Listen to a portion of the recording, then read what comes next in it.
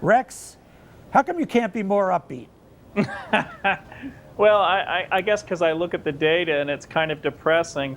You know, I think these are things that have really hit the middle class very hard, and we can't underestimate how hard it really is for a lot of people who have lost a lot of the wealth that they had in their house.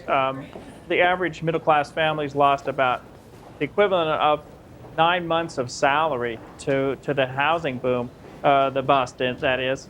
And we're also very, very indebted still. You know, the levels of debt are still so very high. And I think that's one of the main reasons why the economy isn't really able to get much traction right now. It's because the middle class doesn't really have enough money to spend. Rex, let's talk about home prices first. And this, you know, it's frequently discussed that middle class homeowners have lost value. I mean, why don't we say the same thing about equity shareholders? So if you owned a share and it doubled, say went from 50 to 100 and then went down to 50, we don't say, oh, they lost $50, but we say that about homeowners all the time. Why do we do that? Well, I think it's because we've told homeowners, or we've told the middle class, that the house is where you should save your money. You should put your money into your house because it'll be a safe investment.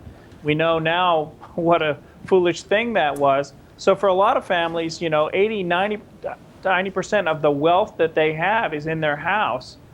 So when they lose a little bit, it can really be devastating. Lose their whole nest egg, their whole life savings in just one fell blow. Right, and part of that is tied in, and you have a terrific chart in your piece, to the fact that for a number of years, especially through the real estate boom, Americans were leveraging up, for example, taking out additional equity out of their houses as home equity loans, and that now we're having the reverse process, which is the deleveraging. And there you have a fantastic chart which shows kind of a doubling of leverage ratios among most people versus their disposable income. And now we're on this long slide back down, but that's going to take years, won't it? Well, I think so. You know, we're still at around 110% of disposable income in terms of debt, and it used to be below 90. And of course, there's one good way to fix that is to give everybody a big raise, let their incomes grow fast, but that hasn't been happening. Incomes have been relatively flat. So the deleveraging has really been painful. Right. What if I gave you the argument, though, Rex, that it is what it is? Americans lived beyond their means for quite a few years, and that there's very little that anybody, whether it's the federal government or it's Ben Bernanke and the Federal Reserve, that there's really nothing anybody can do other than allow the economy and lots of households to kind of grind their way through the deleveraging process over the next few years. People keep expecting that there's some quick fix. There won't be, will there? No, I don't think there really is a quick fix. I think there are things you can do. I think they could make it easier for people to go through bankruptcy and just expunge those debts. They're never going to get repaid. Then people ought to be able to move on with their lives, you know, take the hit to their credit rating, lose the house, but move on with their lives. And that's really not happening. I think we could have Greece do the same thing. It would be easier if people could go through a bankruptcy process and start over.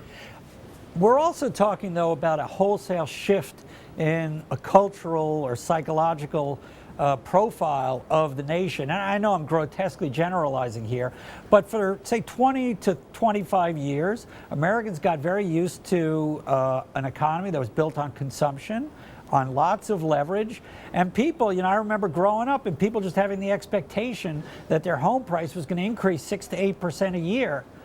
Year after year, even no matter where inflation was. Those days are over. What will it take till Americans change how they view the economy and their place in it? Well, I think it's a long process, and I'm actually kind of surprised it hasn't been a little bit stronger of a reaction to this debt crisis where people would really reject credit.